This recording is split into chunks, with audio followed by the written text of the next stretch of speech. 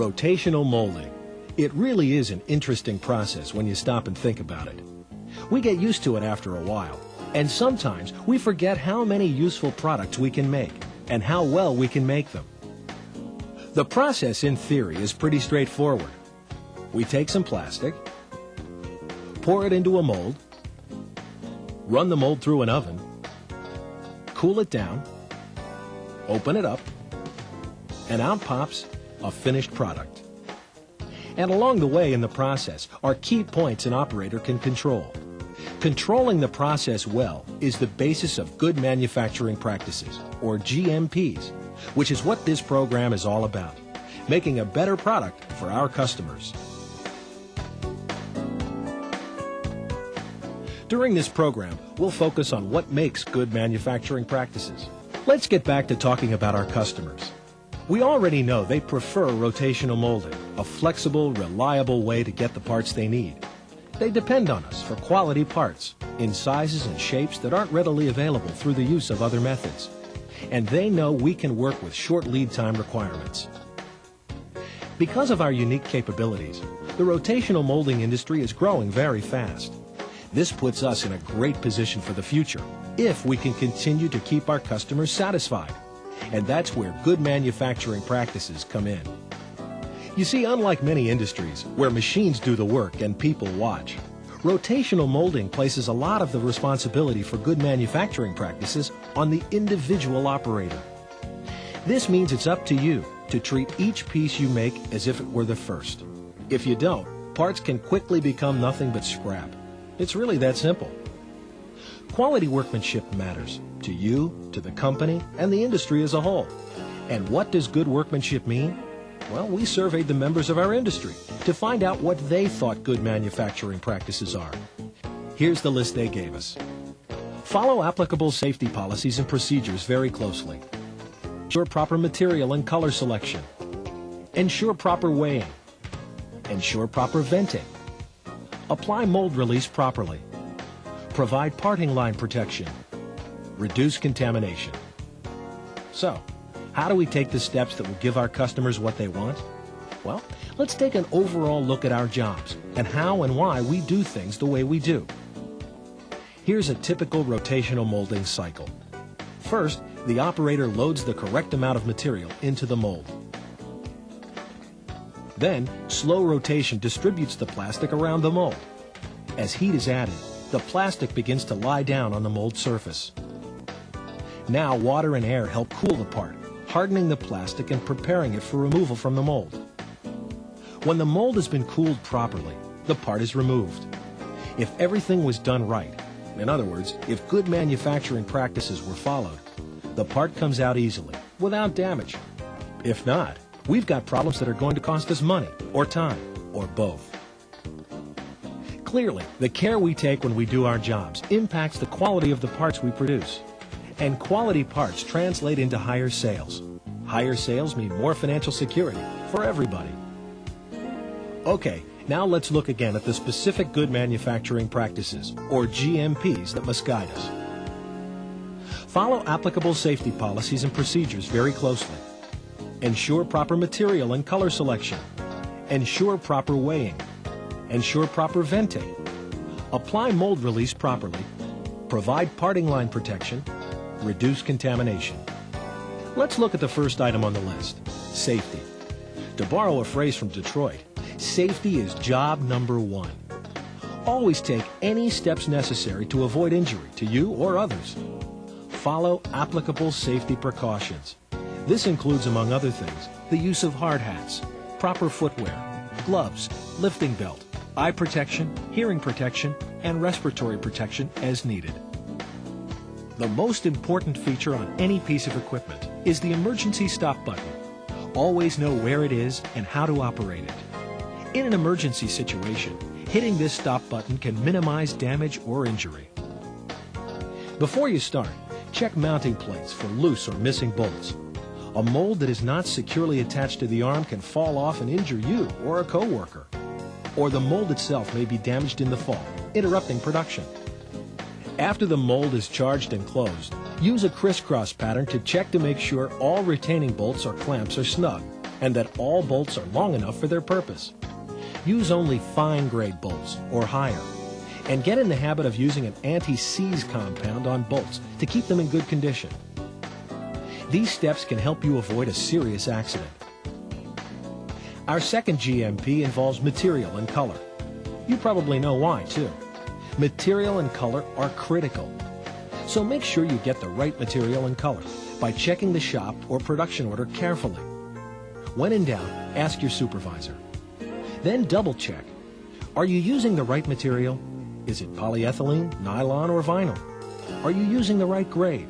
Is it high density, low density, UV stable or not?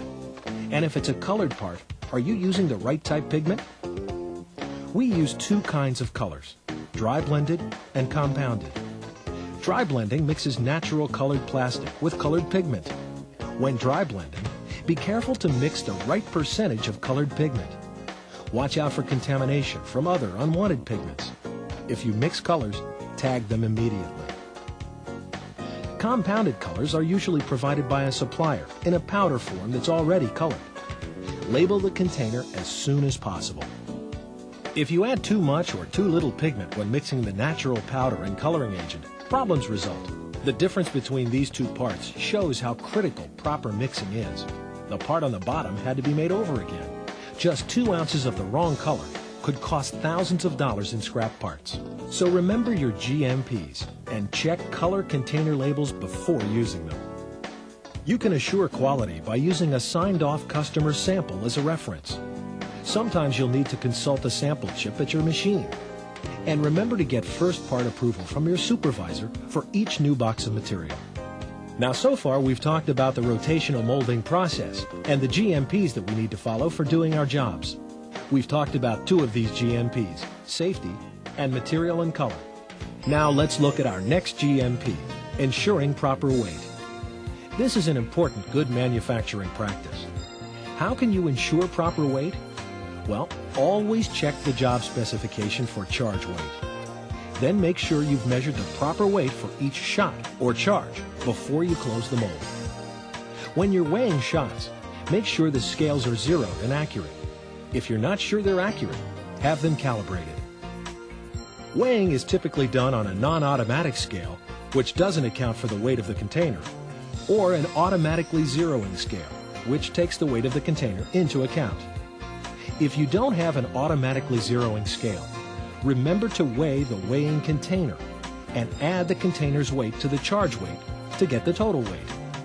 This means that if your weighing container weighs 1 pound and your part specification calls for a 5-pound charge, the total weight will be 6 pounds. If you have an automatic scale that takes the weight of the container into account, place the container on the scale and press the tare button. The scale will take the weight of the container and automatically drop to 0. Then add the amount of charge called for in the part specification to the weighing container. It's helpful to mark containers for each mold. This makes it easier to separate different materials and colors and helps ensure accuracy. And always, always keep your equipment and area clean. You can double check yourself by weighing parts periodically after they're molded, as long as you consider the weight of any inserts that are already molded into the part. Our next GMP involves venting. Venting is critical. With venting problems, the #1 cause of rejects. Venting is important because air inside the mold expands as the mold heats up inside the oven. Without a path of escape, or vent, the expanding air will build up pressure inside the mold. Later, when the part cools, the air inside the mold contracts. If air can't get in through a vent, it will be sucked through the parting lines, creating blowholes and a rejected part. You can prevent venting problems by always having the right materials handy for venting purposes. Use plastic or Teflon tubes and avoid heat conductors like copper, brass, or any metallic tubing. The vent filter material should allow air to flow in and out of the mold, yet not allow the plastic to flow out.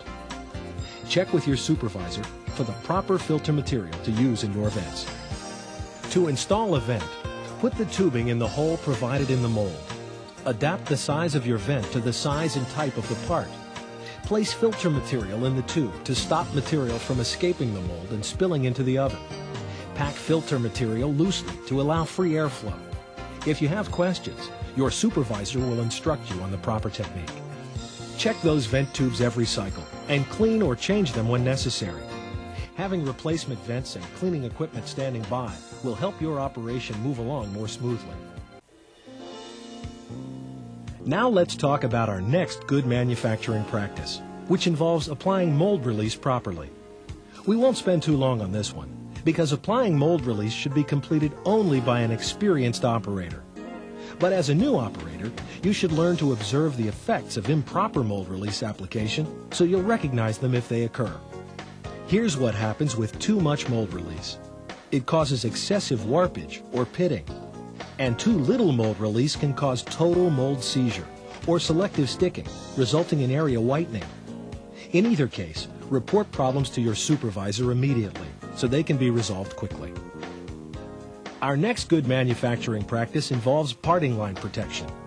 In rotational molding, the mold parting line is one of the most critical links in the chain and the most likely area for leaks. You see, the parting line creates a seal that stops material from flowing outside the mold cavity into the parting line area, where it can cause excessive flash and problems opening the mold, or into the oven, where fire and smoke problems can result. This is why the parting line must be kept clean and tightly shut.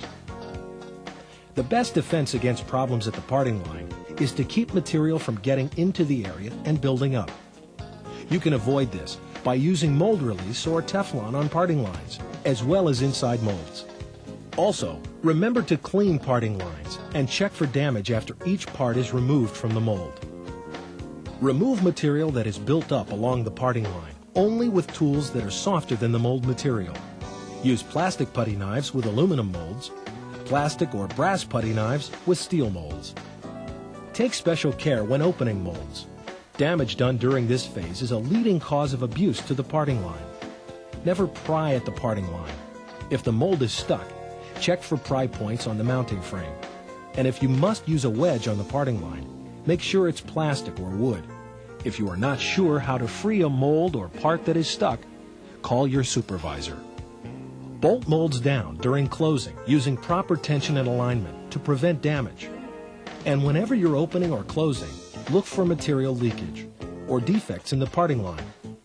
Putting match marks or guides on a mold can make opening and closing much easier on you and the mold.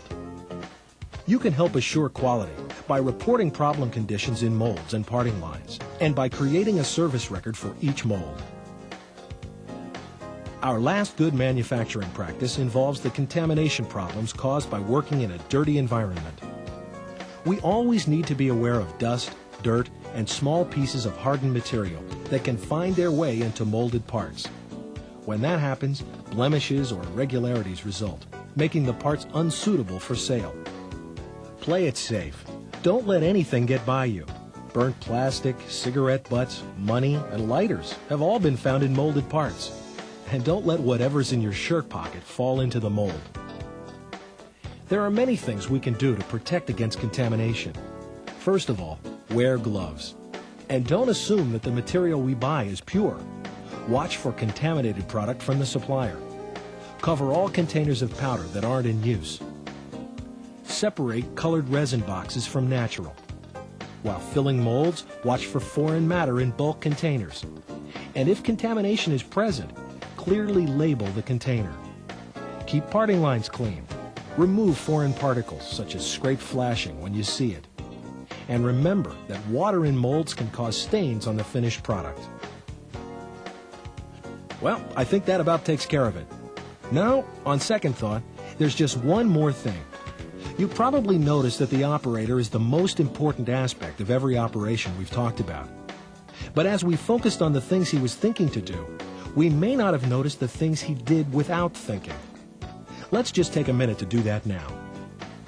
A skillful operator takes care throughout the process, is always patient, pays attention to detail, uses his or her own judgment constantly, knows that timing is everything, uses instinct as well as technical skills, follows a system, doesn't get ahead of or behind the job, does it right the first time, manages waiting time by tending to housekeeping chores, always plans for and solves problems, uses tools and equipment skillfully, observes and reacts immediately, doesn't wait to take action. The jobs that we do every day are the building blocks on which the rotational molding industry is built, and you are the key to good manufacturing practices.